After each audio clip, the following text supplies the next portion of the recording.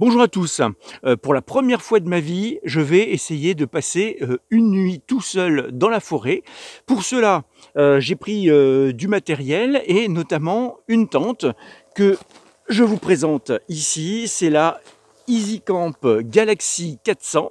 Donc je vais faire plusieurs vidéos pour partager mon expérience de cette première nuit en solitaire dans la forêt. La première vidéo donc sera consacrée au montage de cette tente. Je ne l'ai encore jamais utilisée, donc je vais voir si j'arrive vraiment à la monter facilement, comme j'ai pu le voir sur des vidéos YouTube. Bon, eh bien écoutez, je vais faire de temps en temps quelques images pour vous dire où j'en suis dans le montage de cette tente, et puis j'espère en avoir fini d'ici une demi-heure, ce serait pas mal. Allez, à plus!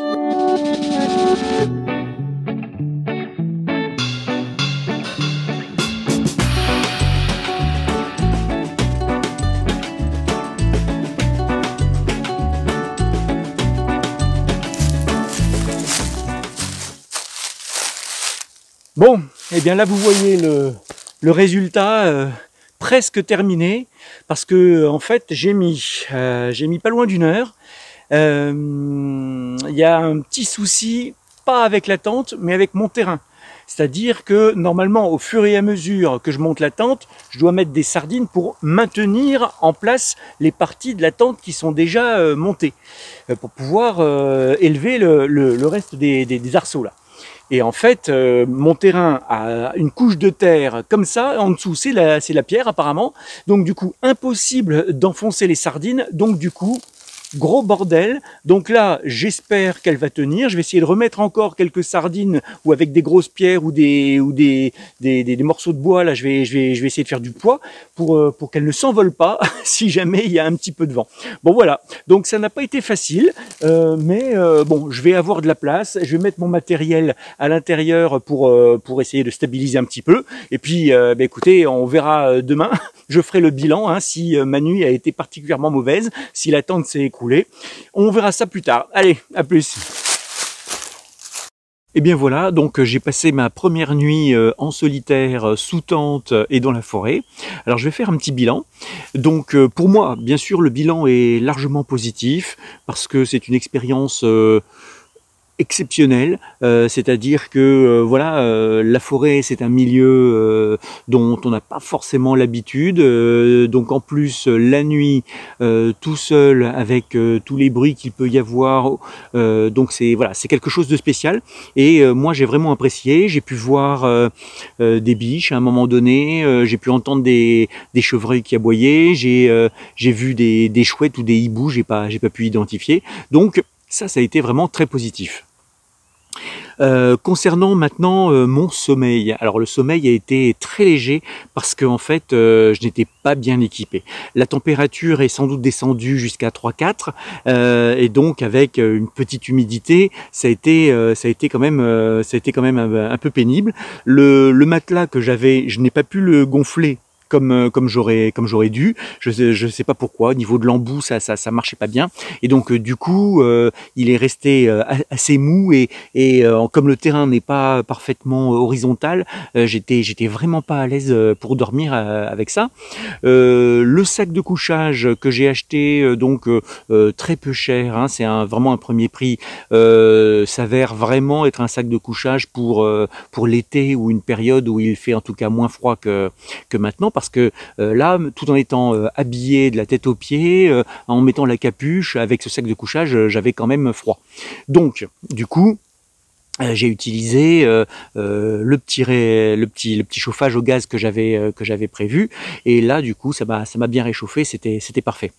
Alors concernant la tente, le bilan est positif. C'est une tente qui pour 1 ou 2 est parfaite.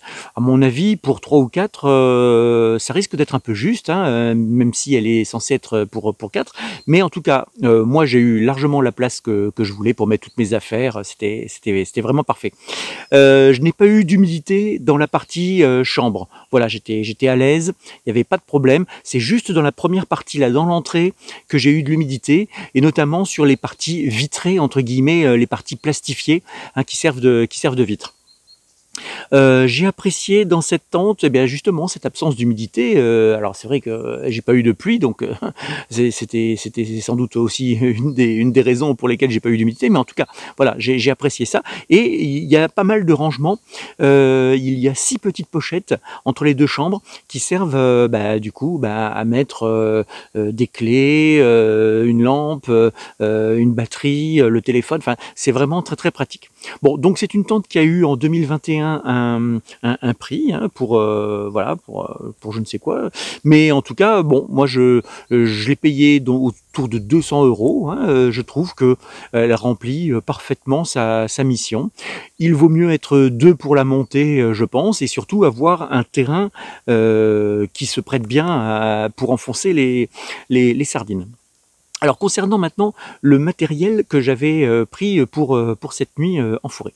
La petite table Décathlon, bien sûr, sans surprise, a parfaitement rempli son rôle. Elle est solide et voilà, il n'y a aucun problème, il n'y a rien à dire sur cette table. Concernant la petite popote que j'avais achetée chez Decathlon aussi, qui doit valoir, alors la table vaut autour de 14 € je crois, la popote ça doit être dans les 10 €, et en fait donc il y a une espèce de casserole avec le manche qui se replie pour fermer, donc ça c'est très pratique. Il y a cuillère, fourchette, couteau, et il y a donc une espèce de bol, voilà. Alors globalement, on va dire que c'est bien, et puis pour le prix, on va pas être trop difficile, mais je note quand même deux soucis. Un, la solidité des couverts me semble pas suffisante. C'est-à-dire que si on prend quelque chose d'un petit peu consistant avec la cuillère, on voit qu'elle se plie un peu, et à mon avis, il faudrait pas grand-chose pour qu'elle pète. Et l'autre problème, c'est sans doute un peu de ma faute, mais quand même, il faut le noter, le couvercle. Le couvercle, je l'avais mis à un moment donné pendant que ça chauffait, histoire que ça chauffe plus vite l'eau qui était dans la casserole. Mais en fait, ce couvercle n'est pas fait pour ça, et il a commencé à fondre un petit peu sur le bord. Donc voilà, hein, il faut le savoir, ne faites pas la même erreur que moi. Quoi d'autre? Alors j'avais pris donc le petit chauffage au gaz, celui-là, voilà, pour la surface de la tente, c'était parfait. J'avais aussi donc un réchaud de chez Camping Gaz, c'est un premier prix, hein, il m'a coûté 20 € je crois. Écoutez, il a parfaitement fonctionné, surtout l'allumage piezo, vraiment qui est hyper efficace.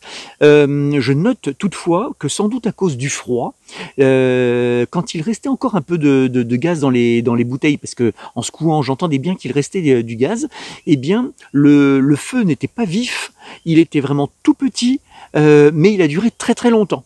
Et donc voilà, est-ce que c'est une mauvaise gestion de la part du réchaud d'un fond de bouteille, ou est-ce que c'est simplement parce qu'il faisait très froid et que du coup c'est moins efficace? Ça je ne saurais pas le dire. Mais quand la bouteille était pleine, le fonctionnement était parfait pour ce petit réchaud Camping Gaz. J'avais également pris une chaise de chez McKinley. Enfin, la marque c'est McKinley, c'est une chaise donc achetée chez Intersport, je crois. J'ai dû la payer 12 € et pour le prix, c'est vraiment exceptionnel. Elle est solide, comme on peut la plier, du coup, elle n'est pas encombrante. Même sous une tente, on pourrait la mettre dans un coin. Et surtout, elle a un porte-gobelet. J'invite tout le monde à bien penser à prendre un porte-gobelet quand vous achetez donc des chaises comme ça, des chaises pliantes pour le camping. C'est vraiment hyper pratique, pas seulement pour y mettre un gobelet, mais pour y mettre des clés, un téléphone, une lampe par exemple. C'est vraiment un petit accessoire très utile. Voilà, c'est tout pour aujourd'hui. C'est une expérience vraiment enrichissante pour moi, surtout que pendant ce temps la Russie attaquait l'Ukraine, et donc du coup je pense qu'il faut se préparer peut-être à vivre dans des conditions difficiles. On ne sait pas comment ça peut tourner. Voilà, je vous retrouve prochainement pour d'autres vidéos. En attendant, si vous avez trouvé que le récit de cette aventure était intéressant, mettez-moi un petit pouce vers le haut, et puis abonnez-vous si vous voulez être tenu informé des prochaines sorties. Voilà, on se retrouve bientôt. Salut!